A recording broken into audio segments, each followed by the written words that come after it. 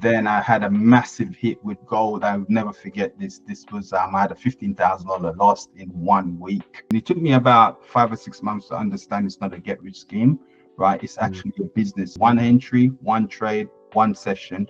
I'm in, I'm out, I'm done. Come back tomorrow. For all the traders who are listening right now, just keep it simple.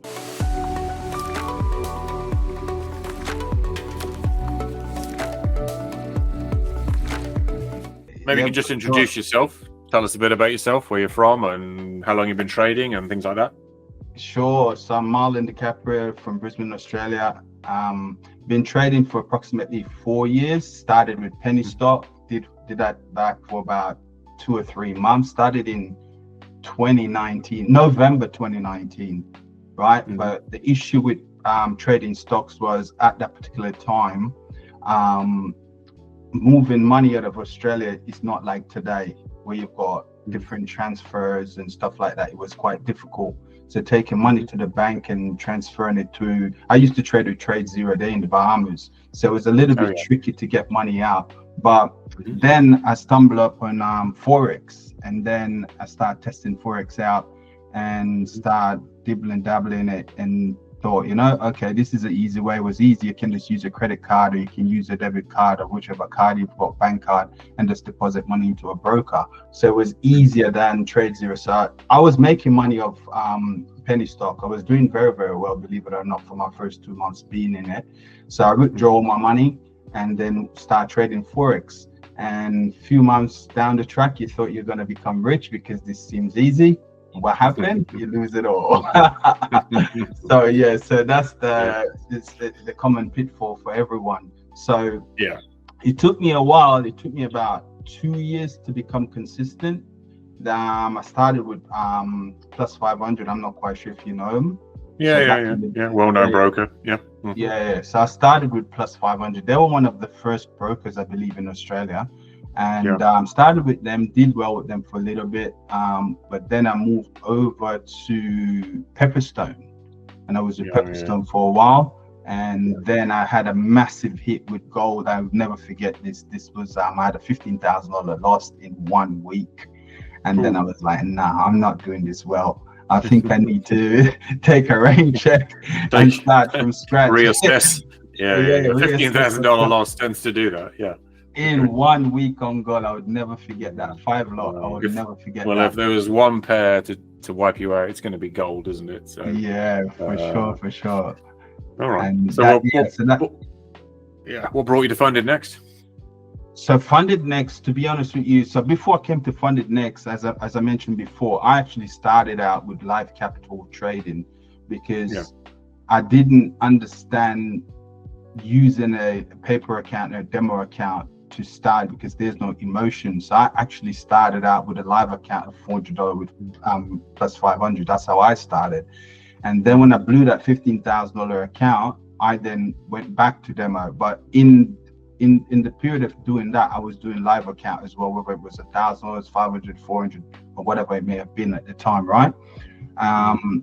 Before I came to FundedNext, obviously I've been through a couple of it as well. And the thing that brought me to prop firms is the discipline, because with trading is a business. And if you start understanding, it took me about 5 or 6 months to understand it's not a get rich scheme, right? It's actually a business. And once I've understood that, I said to myself, okay, I need to have a plan going into the future. If this is going to be a long-term game, I have to have my I's and my T's dotted and crossed, right? So I said to myself, okay, at the time that happened, 2019, 2020, COVID happened. So it was a perfect time. So no one was going out, everyone was locked down. So it was a perfect time to get my game plan happening. So which worked out perfectly for me, right? Yeah. So moving forward, I'll get back to the question of FundedNext. So then I went to Derive. Derive was a synthetic broker. They trade in synthetic indices, right? Such as right. So I went with them for a while. I did very well. I was with them for like 18 months. So I was making about $600-700 a week, which was quite good, right? Nice. So but with VIX it's very cheap to purchase the asset over there is a few cents, right? But it's quite volatile, but you have to know what you're doing. Anyway, cut long story short, moving forward, been through a few prop firms, as I mentioned, did well, but not to discredit anyone, they weren't credible, right? So anyway, moving fast forward to today, FundedNext is for the people. I believe they give everyone the opportunity to win. That's my opinion. They've got different options for everyone to win. So what if you've got a prop firm who have got these things in place and not just taken away from the actual customers or their clients, but by giving them options, I think is a win-win for everyone. FundedNext is making money and the clients are making money. So that's what drew me towards FundedNext. And yeah, I've never had any issues with them. They've been great. We've been doing business for a little while now, and I've seen the long-term game with them as well moving forward. So yeah, that's definitely what brought me to them. Is discipline is the key to success in this business. It's not about, you know, going for the big wins today and small losses, big losses tomorrow, and then you're out the game, you know? So, no. Yeah, so that's what brought me to consistency. Yeah. So you're funded with FundedNext, you've received payouts? Yeah, I've received a few payouts. I'm currently in evaluation right now as we speak. I think I was up about 2% today, but the market's pulling back because the news is coming out. And I don't trade the news at all. I always get out probably about half an hour before. So, but I'm currently in the trade right now, but I should be out of it just half an hour, 40 minutes before the news. Yeah. Never trade the news. About an hour, isn't it? Yeah. Yeah, correct. Yeah, that's right. Yeah. Okay. So what are you in? What are you looking to get out of? I'm in gold at the minute, so going long. Okay. So gold been pushing up so it's looking very good. Just wait. Everything's pushing up this morning. I don't know why, but it seems to be. So it's looking good. Right. So hopefully we get that push to the 2,700 mark, and we'll be good. Okay. So what's your strategy then? What are you're simply a gold trader? Yeah, gold. I trade basically three assets. So I look at Nasdaq and Dow Jones and gold. So I trade Nasdaq and Dow Jones on my personal account, and on the funded account, I only do gold. The reason why I do gold is that I can get some entries predominantly throughout the London session, because as you know, the time with Australia, it goes in line with London, so it's perfect. So I can definitely see trades at that time, which is good for me. Yeah.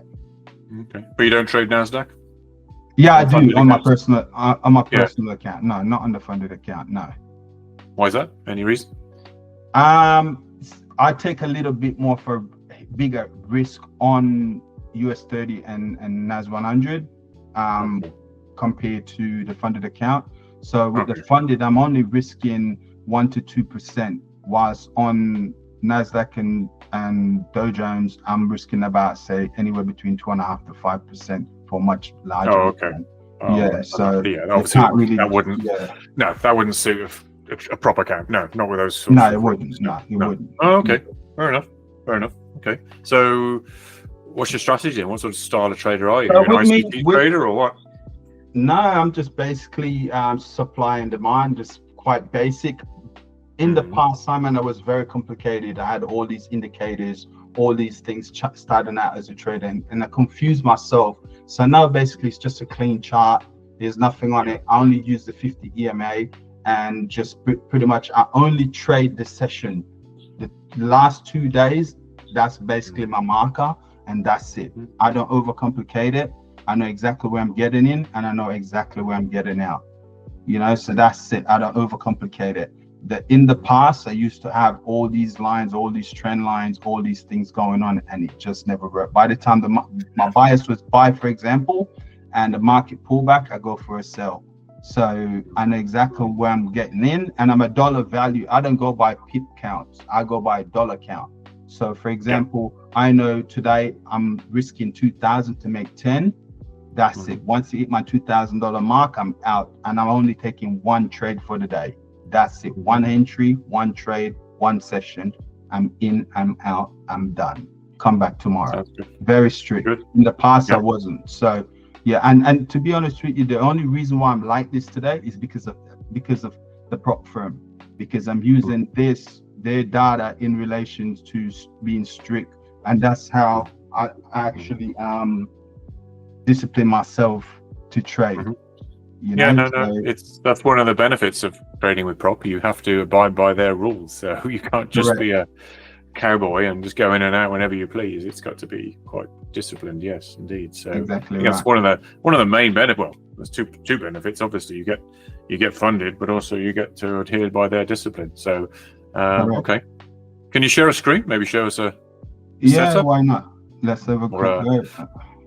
Current setup or a previous setup. All right, so basically we're on the 1 hour, right? But basically how I trade is I'm do top down analysis, right?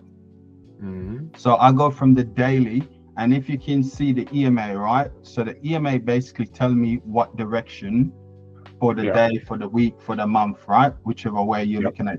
All right, so you can see currently we're bullish, right? So once I know we're bullish for the day, I just go back down to my 1 hour, see what's going on. Basically, I just go from the previous day high and the previous day low, and I just mark those off with a rectangular box, right? I'm looking for entries on the current day, right? Either to break above that last high and retest, no entry. That's how I trade. If it doesn't break and retest, I'm not taking the buy, I'm not taking the sell, right? Okay. So basically when it breaks and retests, I'm looking for that retest candle, and then I'm looking for a candle pushing up to the upside or to the downside, and the previous candle before, that's going to be my stop loss.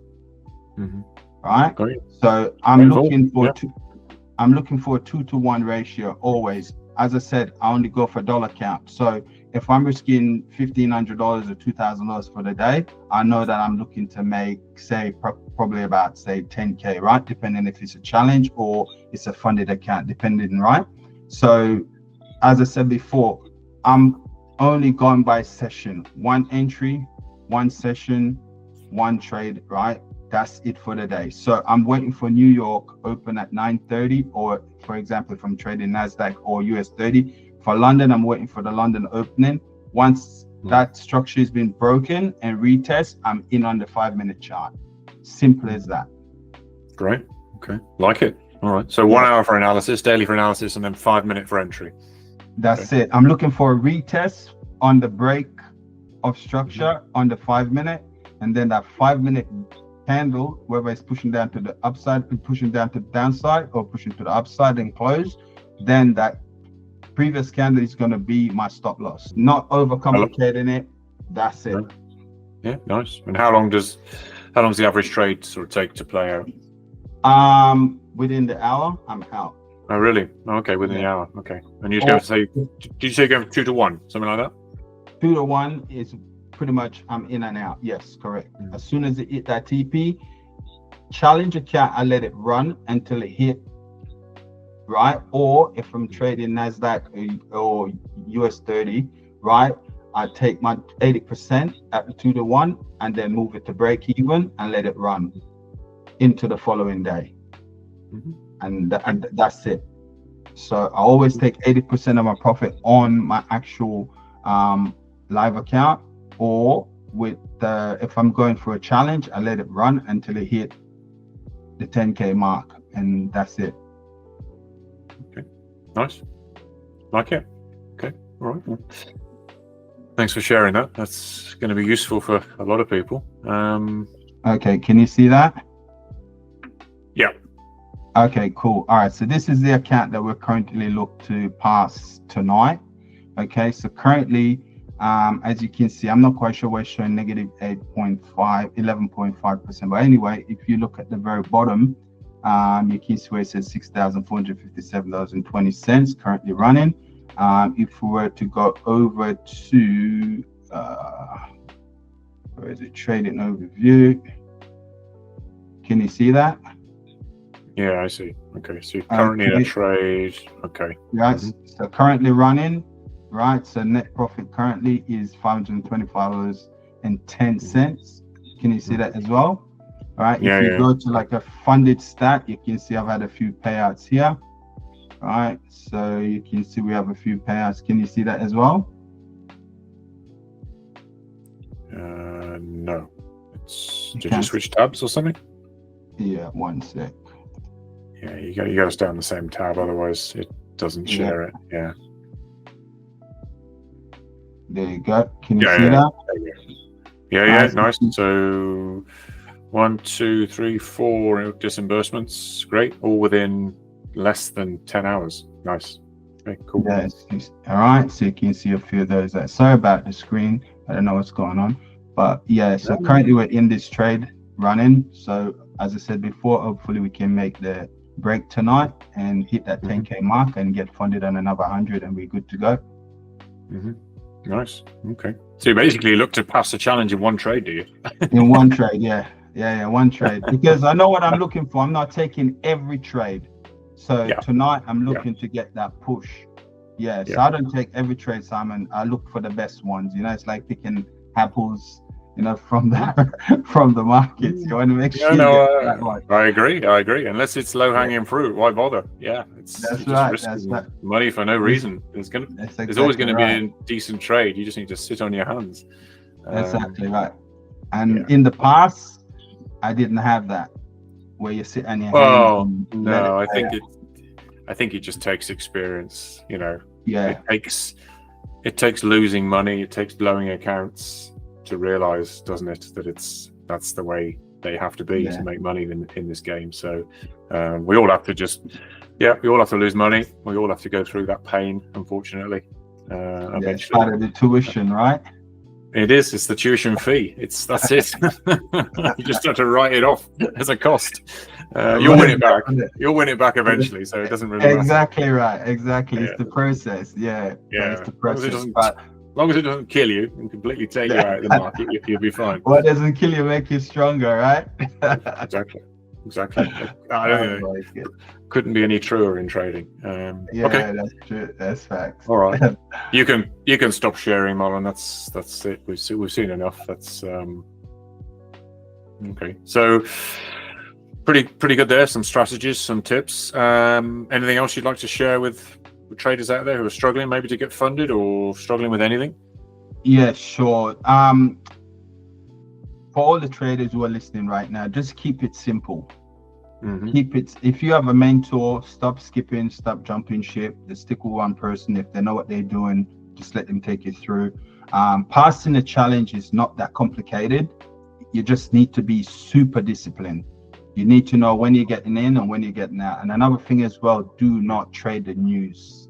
Stay away from the news. If the news is coming up today, stay out. If you're not experienced enough, stay out of the way. If the news is getting read today, you don't trade until tomorrow or the day after, right?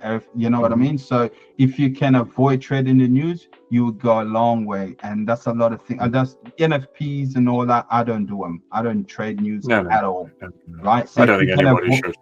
Yeah. If you can avoid trading news, perfect. Also, indicators, they lag. Don't trust them. They don't work. No. Right? Remove them all. Remove them all from your screen. Just go with the basic supply and demand. And one entry, one session, one pair. That's it. And you'll forever be in profit. Yeah. No, I agree. Keep it simple. Yeah. That's it. And as my old saying goes, persistent beat resistance. So just keep going and stay motivated. And sky's the limit. No. All right. That's a good interview. Thanks, Marlon. Thanks for your time. Good luck with the trades. See you again for sure. Meet you again. All right, mate. See you. Take care. Bye-bye.